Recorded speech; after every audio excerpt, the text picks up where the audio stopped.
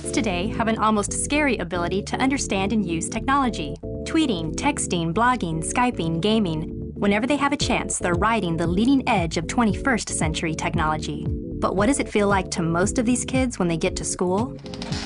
The 19th century.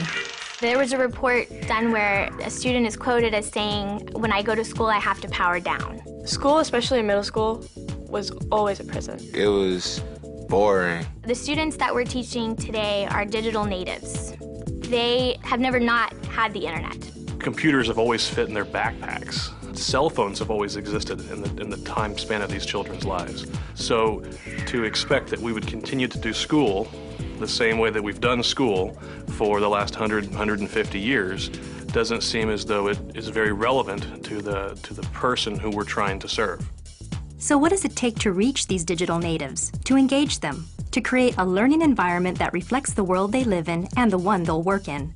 And most importantly, give them the 21st century skills that will put America at the head of the class in math and science. The answers to these questions can be found right here in Texas, where a handful of schools are among the nation's leaders in digital learning. We talked to educators at 7 school districts, large and small, urban and rural. They all had one thing in common: a commitment to power on their school districts, and the results have often been electrifying. It has transformed the classrooms in the way that teachers teach and the students learn. Number one, students were more engaged, they became more independent in their learning, and over time we saw increases in math scores and other areas. Obviously, the first thing you see is our tag scores. You know, our kids are achieving. We've seen a big increase in our commendable performance on the TAKS test. Students who have never passed the state assessment or were always, you might say, in the wrong place at the wrong time, they're coming to school.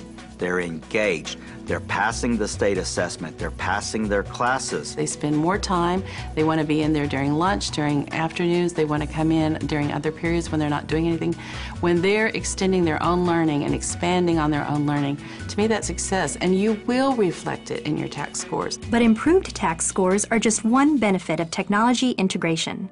Perhaps even more significant is the way technology transforms the classroom and empowers students. The most transformative thing that I've seen with the technology, with project-based learning, all of it is just simply the way that it empowers the students, the responsibility that they take for learning. No longer is the student just this recipient of information, and the teacher just the dispenser of information.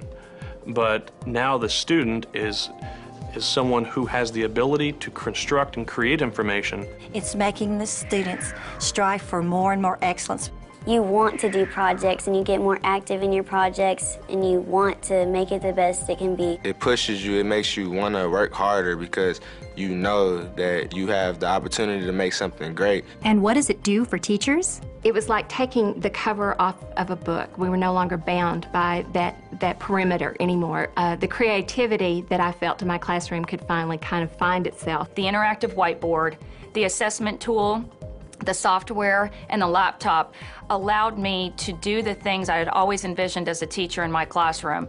And when you had struggling and gifted learners in your room and every learner was running to get into the classroom every day, my attendance was up and my discipline was down. And what greater gift to have as a teacher than to have those two things come together. I cannot imagine teaching without all this. A classroom teacher that's been teaching longer than I have stood up in front of the board members and said, it's like starting all over. I'm excited to go to work. I love what I do, and the children are excited to come to my class. You can't ask for anything better than that. Quite honestly, I have to tell you, every day that I walk into a classroom and see the magic that teachers are creating with technology and see the power of the products that students are creating, you just know we're on the right path, and we're going to continue to get there. Rather than asking them to power down and to shut off, we're finally meeting students where they are. So how are they doing it?